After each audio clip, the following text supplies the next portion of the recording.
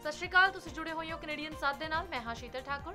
खबरां दा बुलेटिन लेके हाजिर हो चुकी हां। एक झात मारदी हां अज दीयां चोणवीआं खबरां ते। आसियान दे नाल संबंध मजबूत करन दे लई $10 करोड़ दी सहायता दा ऐलान करनगे जो बाइडन। 8 नवंबर तो भारती कर सकणगे अमेरिका दी यात्रा। अमेरिकी टिकटॉक स्टार ने पत्नी ते प्रेमी दे नाल बेरहमी दे नाल कीता सी कतल। हुण सुनाया गया उन्हां दे खिलाफ फैसला। अमेरिका दे विच कोरोना पीड़ितां दी गिणती होई 4.55 करोड़ तो पार। अमेरिका अक्टूबर महीने नूं हिंदू विरासती महीने वजों मना रहा है। ट्रूडो ने मंत्रिमंडल दे विच कीता वड्डा फेरबदल। ट्रैवलर्स दे लई सैल्फ टेस्टिंग किट मुहैया करवाएगी एयर कैनेडा। किसानां दे समर्थन दे लई भारत आ रहे अमेरिकी कारोबारी नूं एयरपोर्ट तो ही मोड़े जाण दे उत्ते OHGC ने प्रगटाई चिंता। त्योहारां दे मद्देनजर पंजाब सरकार ने पटाके बनाउण ते विक्री ते लगाई रोक। लुधियाना पुजे मुख्यमंत्री चन्नी नूं दिता गया गॉर्ड ऑफ ऑनर। प्रधानमंत्री नरेंद्र मोदी ने कहा त्योहारां ते लोकल समान खरीदो, किसी गरीब दे घर आवेगी रोशनी। पंजाब दे विच इनकम टैक्स विभाग ने 2 वड्डे उद्योगिक घराणियां ते मारिया छापा। नोएडा दे विच एक वकील दे गोली मार के कीती गई हत्या, मुख दोषी ते 25,000 दा इनाम। हुण खबरां विस्तार नाल। राष्ट्रपति जो बाइडन मंगलवार ਨੂੰ ਦੱਖਣੀ ਏਸ਼ੀਆਈ ਰਾਸ਼ਟਰਾਂ ਦੇ ਸੰਗਠਨ ਦੇ ਨਾਲ ਅਮਰੀਕੀ ਰਿਸ਼ਤੇਦਾਰਾਂ ਨੂੰ ਮਜ਼ਬੂਤੀ ਦੇਣ ਦੇ ਲਈ $10 ਕਰੋੜ ਅਮਰੀਕੀ ਡਾਲਰ ਦੀ ਪਹਿਲ ਦਾ ਐਲਾਨ ਕਰਨਗੇ। ਵਾਈਟ ਹਾਊਸ ਦੇ ਵੱਲੋਂ ਇਹ ਜਾਣਕਾਰੀ ਦਿੱਤੀ ਗਈ ਹੈ। ਬਾਈਡਨ ਮੰਗਲਵਾਰ ਨੂੰ 10 ਮੈਂਬਰੀ ਦੱਖਣੀ ਪੂਰਬੀ ਏਸ਼ੀਆਈ ਰਾਸ਼ਟਰ ਸੰਘ ਆਸੀਆਨ ਦੇ ਇੱਕ ਡਿਜੀਟਲ ਸਿਖਰ ਸੰਮੇਲਨ ਦੇ ਵਿੱਚ ਹਿੱਸਾ ਲੈਣਗੇ। ਇਹ 2017 ਤੋਂ ਬਾਅਦ ਪਹਿਲਾ ਮੌਕਾ ਹੋਵੇਗਾ। ਬਾਈਡਨ ਮੰਗਲਵਾਰ ਨੂੰ 10 ਮੈਂਬਰੀ ਦੱਖਣੀ ਪੂਰਬੀ ਏਸ਼ੀਆਈ ਰਾਸ਼ਟਰੀ ਸੰਘ ਦੇ ਇੱਕ ਡਿਜੀਟਲ ਸਿਖਰ ਸੰਮੇਲਨ ਦੇ ਵਿੱਚ ਹਿੱਸਾ ਲੈਣਗੇ। ਇਹ 2017 ਤੋਂ ਬਾਅਦ ਪਹਿਲਾ ਮੌਕਾ ਹੋਵੇਗਾ ਜਦ ਕੋਈ ਅਮਰੀਕੀ ਰਾਸ਼ਟਰਪਤੀ ਇਸ ਸੰਗਠਨ ਦੇ ਸਿਖਰ ਸੰਮੇਲਨ ਦੇ ਵਿੱਚ ਹਿੱਸਾ ਲੈਣਗੇ। ਇਸ ਤੋਂ ਪਹਿਲਾਂ ਡੋਨਲਡ ਟਰੰਪ ਨੇ ਇਸ ਦੇ ਵਿੱਚ ਹਿੱਸਾ ਲਿਆ ਸੀ। ਇਸ ਸੰਮੇਲਨ ਦੇ ਵਿੱਚ ਇਹ ਅਜਿਹੇ ਸਮੇਂ ਦੇ ਵਿੱਚ ਹੋ ਰਿਹਾ ਹੈ ਜਦ ਚੀਨ ਦੇ ਰਾਸ਼ਟਰੀ ਸੁਰੱਖਿਆ ਅਤੇ ਆਰਥਿਕ ਵਿਰੋਧੀ ਦੇ ਤੌਰ ਤੇ ਵਧਣ ਦੇ ਮੱਦੇਨਜ਼ਰ ਬਾਈਡਨ ਪ੍ਰਸ਼ਾਂਤ ਖੇਤਰ ਦੇ ਵਿੱਚ ਅਮਰੀਕੀ ਮੌਜੂਦਗੀ ਨੂੰ ਮਜ਼ਬੂਤੀ ਦੇਣ ਦੀਆਂ ਕੋਸ਼ਿਸ਼ਾਂ ਦੇ ਵਿੱਚ ਜੁਟੇ ਹੋਏ ਨੇ। ਇਸ ਫੰਡ ਦੇ ਨਾਲ ਸਿਹਤ, ਨਵੀਂ ਜਲਵਾਯੂ ਪਹਿਲ, ਕੋਵਿਡ ਦੇ ਕਾਰਨ ਵਿਗੜਦੇ ਆਰਥਿਕ ਹਾਲਾਤ ਨੂੰ ਪਟੜੀ ਤੇ ਲਿਆਉਣ ਅਤੇ ਸਿੱਖਿਆ ਪ੍ਰੋਗਰਾਮਾਂ ਤੇ ਪੈਸੇ ਖਰਚ ਕੀਤੇ ਜਾਣਗੇ। उधर अमेरिका पूरी तरह नाल कोविड-19 रोकू टीका लगवाउण वाले भारतीय नागरिकों के समेत सारे अंतरराष्ट्रीय यात्रियों के लिए 8 नवंबर तो सारियां पाबंदियां हटा लवेगा। पर यात्रियों नूं जहाज़ दे विच सवार होण तो पहलां कोरोना वायरस दे नाल पीड़ित ना होण दा सबूत भी दिखाउणा पवेगा। व्हाइट हाउस ने यह ऐलान कीता है। सोमवार नूं जारी ताज़ा यात्रा दिशा निर्देशों दे विच जांच दे बारे दे विच नवे प्रोटोकॉल भी शामिल ने। सुरक्षा मजबूत करन दे लई टीका ना लगवाउण वाले यात्री भावें अमेरिकी नागरिक, कानूनी स्थाई निवासी होण जां फिर बिना टीका लगवाउण वाले विदेशी नागरिकों की छोटी संख्या वाले लोग होण, उन्हां नूं प्रसारण करन दे एक दिन दे अंदर जांच करवाउणी होवेगी। प्रशासन दे एक सीनियर अधिकारी ने पत्रकारां दे नाल गलबात करदे होए दस्सिया कि एक नवीं अंतरराष्ट्रीय हवाई यात्रा व्यवस्था तहत विदेशी नागरिकों नूं अमेरिका आउण दे लई पूरी तरह टीका लगवाउण दी जरूरत है। नवीं व्यवस्था दे विच जांच दी जरूरत होणी, संपर्क दे विच आए लोकां दा पता लगाउण दी प्रणाली मजबूत होण दे नाल-नाल मास्क लगाउणा भी शामिल है। देश दे विच अमरीकियां ते अंतरराष्ट्रीय हवाई यात्रा दी सुरक्षा वधाउण दे लई विज्ञान अते जन सेहत अते आधारित सख्त सुरक्षा नियम ने। अधिकारियों ने दस्सिया कि 8 नवंबर तो गैर नागरिक, गैर प्रवासी हवाई यात्रियों नूं अमेरिका आउण दे लई टीके दी पूरी खुराक लैनी होवेगी अते अमेरिका आउण वाले जहाज़ दे विच सवार होण तो पहला कोविड-19 टीकाकरण का सबूत भी देना होवेगा। इस दे नाल ही अमेरिका सारे देशों ते खेतरां दे लई सारियां यात्रा पाबंदियां नूं भी हटा देवेगा। एक सीनियर प्रशासनिक अधिकारी ने दस्सिया कि बाइडन प्रशासन ये यकीनी करने लई एयरलाइनां दे नाल मिलकर काम करेगा कि इस नवीं व्यवस्था नूं सफलतापूर्वक लागू किया जावे। विदेशी नागरिकों की यात्रा दे लई टीकाकरण की जरूरत नूं 18 साल तक की उम्र के बच्चों नूं छूट दी गई है। 2 तो 17 साल की उम्र के बच्चों नूं प्रस्थान तो पहला जांच करवानी होवेगी। व्हाइट हाउस ने कहा कि जेकर कोई बच्चा टीके की पूरी तरह खुराक लै चुके बालक दे नाल यात्रा कर रहा है तो वह प्रस्थान तो 3 दिन पहला जांच करवा सकता है। जेकर टीके की खुराक ना लैण वाला बच्चा इकलौता जां फिर टीका ना लगाउण वाले बालक दे नाल यात्रा कर रहा है तो उन्हां नूं प्रस्थान दे 1 दिन दे अंदर जांच करवानी होवेगी। अमेरिका दे विच सोमवार नूं टिकटॉक स्टार नूं अपनी पत्नी दे एक व्यक्ति दे दा गोली मार के बेरहमी दे नाल कतल करन दे लई दोषी नहीं ठहराया गया। कतल करन वाले अबुल बान नाम दे व्यक्ति ने टिकटॉक ते 10 लाख फॉलोअर्स ने। टिकटॉक स्टार दी पत्नी ते व्यक्ति सान डिएगो दे विच घूम रहे सन। वकीलां ने कहा कि अली अबुल बान ने अपनी 5 साल दी धी दे टैबलेट डिवाइस ते गुप्त तौर ते एक सुनन वाला डिवाइस लगाया। इस दे जरिए उसने अपनी पत्नी ते होर व्यक्ति नूं गल करदिआं सुनिया। वकीलां ने दस्सिया कि अपनी पत्नी ते होर व्यक्ति नूं गल करदिआं सुन अबुल बान गुस्से दे विच आ गया। इस तो बाद ਉਹ ਉਸਨੇ ਅਪਾਰਟਮੈਂਟ ਦੇ ਵਿੱਚ ਗਿਆ ਅਤੇ ਉਸ ਨੂੰ ਗੋਲੀ ਮਾਰ ਦਿੱਤੀ। ਡਿਪਟੀ ਡਿਸਟ੍ਰਿਕਟ ਡਿਸਟ੍ਰਿਕਟ ਅਟਾਰਨੀ ਤਾਰੇਨ ਬ੍ਰੌਸ ਨੇ ਕਿਹਾ ਹੈ ਕਿ ਗੋਲੀਬਾਰੀ ਤੋਂ ਬਾਅਦ ਅਬੁਲਬਾਨ ਹਥਿਆਰਾਂ ਦੇ ਨਾਲ ਲੈਸ ਹੋ ਕੇ ਆਪਣੀ ਧੀ ਦੇ ਸਕੂਲ ਪਹੁੰਚਿਆ ਅਤੇ ਉਸਨੇ ਉੱਥੋਂ ਦੀ ਉਸ ਆਪਣੀ ਬੇਟੀ ਨੂੰ ਲੈ ਗਿਆ।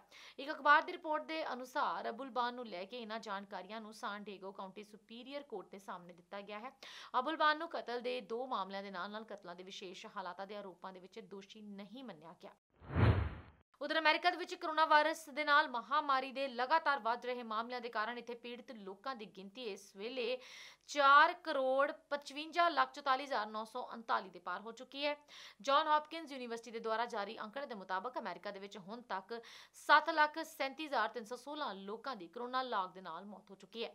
ਕੈਲੀਫੋਰਨੀਆ 48,54,141 ਕੇਸਾਂ ਦੇ ਨਾਲ ਸਭ ਤੋਂ ਵੱਧ ਪੀੜਤਾਂ ਵਾਲਾ ਸੂਬਾ ਹੈ। ਇਸ ਤੋਂ ਬਾਅਦ 42,14,936 ਕੇਸਾਂ ਦਾ ਟੈਕਸਾਸ ਦਾ ਨੰਬਰ ਆਉਂਦਾ ਹੈ।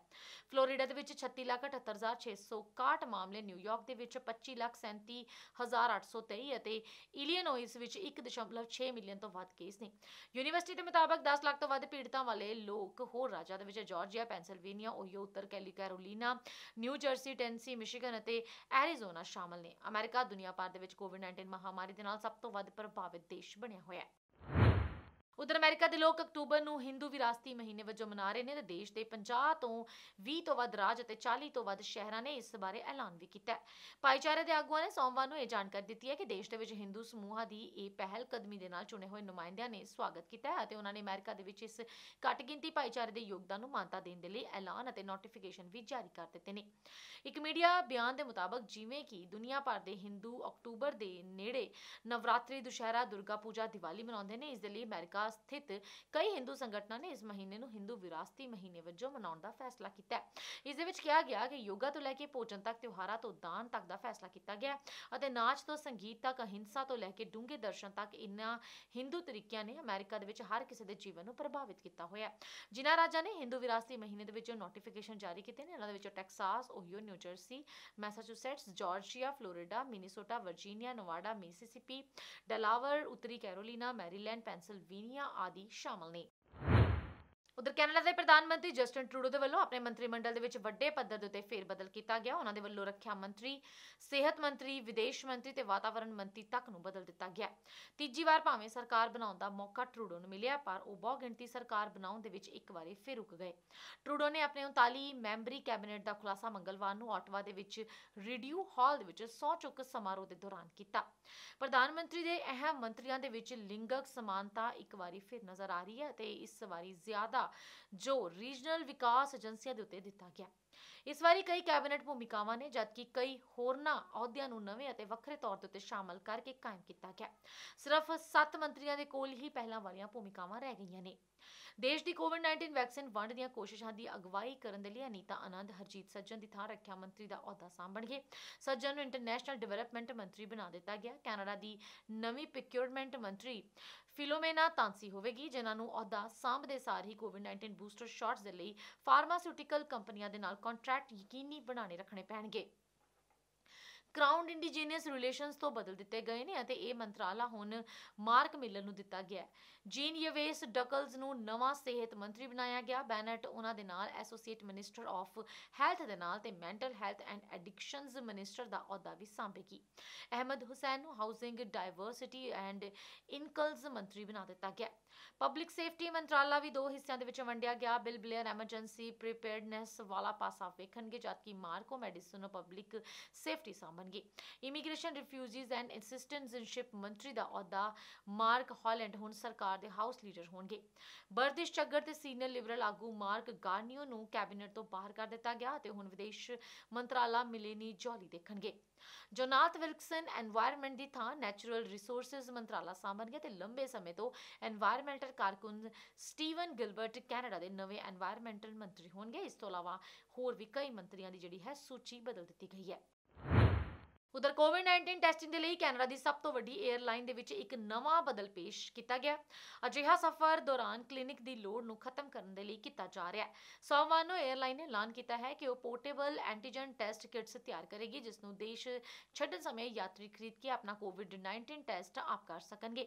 ਕੰਪਨੀ ਦੇ ਵੱਲੋਂ ਜਾਰੀ ਕੀਤੇ ਗਏ ਬਿਆਨ ਦੇ ਵਿੱਚ ਆਖਿਆ ਗਿਆ ਹੈ ਕਿ ਕੈਨੇਡਾ ਸਰਕਾਰ ਦੀਆਂ ਕੋਵਿਡ-19 ਟੈਸਟ ਕਰਵਾਉਣ ਸੰਬੰਧੀ ਸ਼ਰਤਾਂ ਨੂੰ ਪੂਰਾ ਕਰਨ ਦੇ ਲਈ ਯਾਤਰੀ ਕੈਨੇਡਾ ਆਉਣ ਤੋਂ ਪਹਿਲਾਂ ਇੱਕ ਕਿੱਟਾ ਖਰੀਦ ਕੇ ਆਪਣਾ ਟੈਸਟ ਕਰ ਸਕਦੇ ਨੇ ਅਤੇ ਉਹਨਾਂ ਨੂੰ ਕੋਵਿਡ-19 ਟੈਸਟ ਕਰਾਉਣ ਦੇ ਲਈ ਕਈ ਕਲੀਨਿਕ ਲੱਭਣ ਦੀ ਲੋੜ ਨਹੀਂ ਹੋਵੇਗੀ।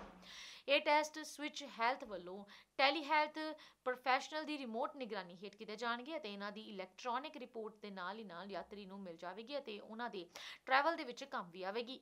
ਹਰੇਕ ਕਿਟ ਦੀ ਕੀਮਤ ਟੈਕਸ ਸਮੇਤ $149 ਹੋਵੇਗੀ ਅਤੇ ਐਰੋਪਲੇਨ ਮੈਂਬਰਸ ਦੇ ਲਈ ਡਿਸਕਾਊਂਟ ਵੀ ਉਪਲਬਧ ਹੋਵੇਗਾ। ਇਹ ਐਲਾਨ ਉਸ ਸਮੇਂ ਆਇਆ ਜਦੋਂ ਕੈਨੇਡਾ ਮੁਕੰਮਲ ਵੈਕਸੀਨੇਸ਼ਨ ਵਾਲਿਆਂ ਨੂੰ ਕੌਮਾਂਤਰੀ ਟਰੈਵਲ ਸ਼ੁਰੂ ਕਰਨ ਦੀ ਇਜਾਜ਼ਤ ਅਤੇ ਪੈਨ ਕੈਨੇਡੀਅਨ ਵੈਕਸੀਨ ਪਾਸਪੋਰਟ ਸ਼ੁਰੂ ਕਰਨ ਦੇ ਗੈਰ ਜ਼ਰੂਰੀ ਟਰੈਵਲਸ ਤੋਂ ਪਾਬੰਦੀ ਹਟਾਉਣ ਜਾ ਰਿਹਾ ਹੈ।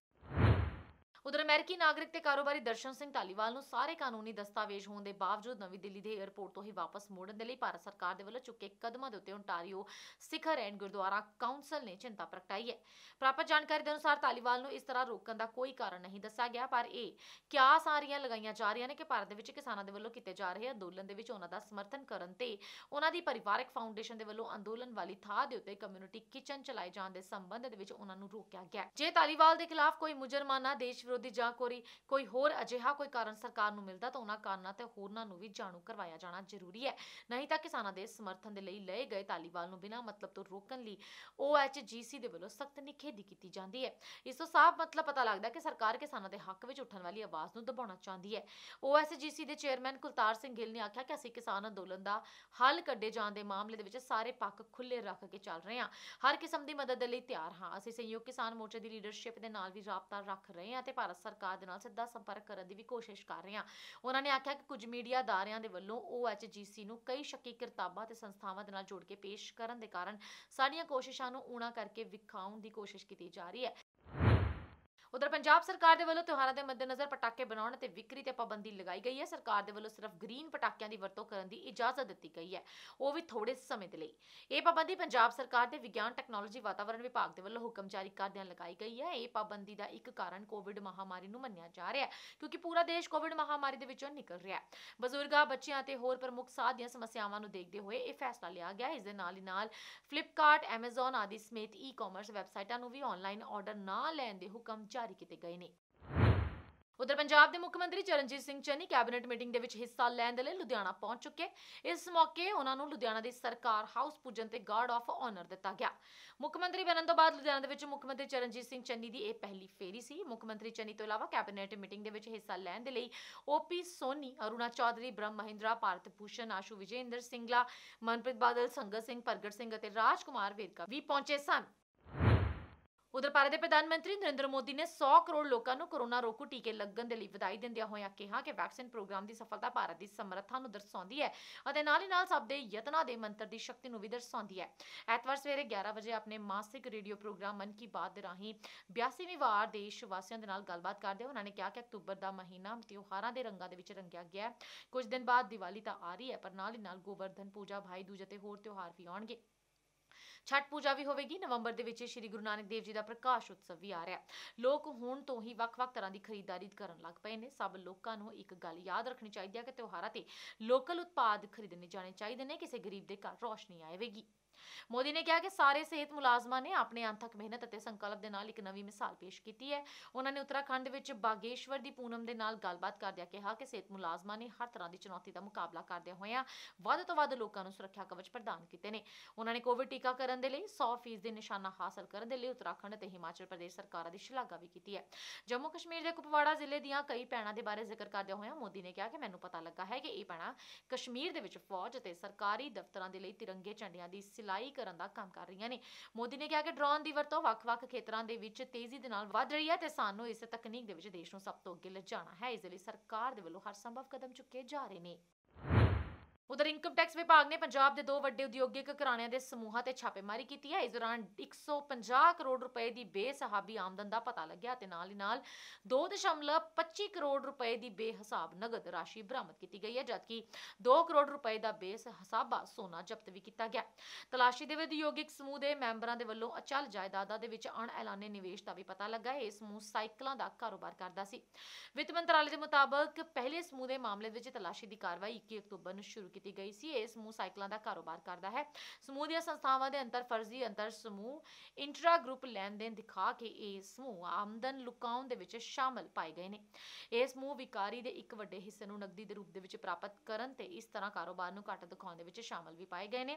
ਜ਼ਬਤ ਕੀਤੇ ਗਏ ਦਸਤਾਵੇਜ਼ਾਂ ਤੋਂ ਪਤਾ ਲੱਗਾ ਹੈ ਕਿ ਇਸ ਸਮੂਹ ਦੇ ਵੱਲੋਂ ਹਰ ਸਾਲ ਤਕਰੀਬਨ 90 ਕਰੋੜ ਰੁਪਏ ਦੇ ਕਾਰੋਬਾਰਾਂ ਦੀ ਹੇਰਾਫੇਰੀ ਕੀਤੀ ਜਾਂਦੀ ਰਹੀ ਹੈ। ਕਬਾੜ ਦੀ ਅਣਐਲਾਨੀ ਵਿਕਰੀ ਦੇ ਨਾਲ ਸੰਬੰਧਿਤ ਇਤਰਾਜ਼ਯੋਗ ਦਸਤਾਵੇਜ਼ ਵੀ ਜ਼ਬਤ ਕੀਤੇ ਗਏ ਨੇ ਤੇ ਤਲਾਸ਼ੀ ਕਾਰਵਾਈ ਦੇ ਵਿੱਚ ਤਕਰੀਬਨ 150 ਕਰੋੜ ਰੁਪਏ ਦੀ ਬੇਹਿਸਾਬ ਆਮਦਨ ਦਾ ਪਤਾ ਲੱਗਿਆ।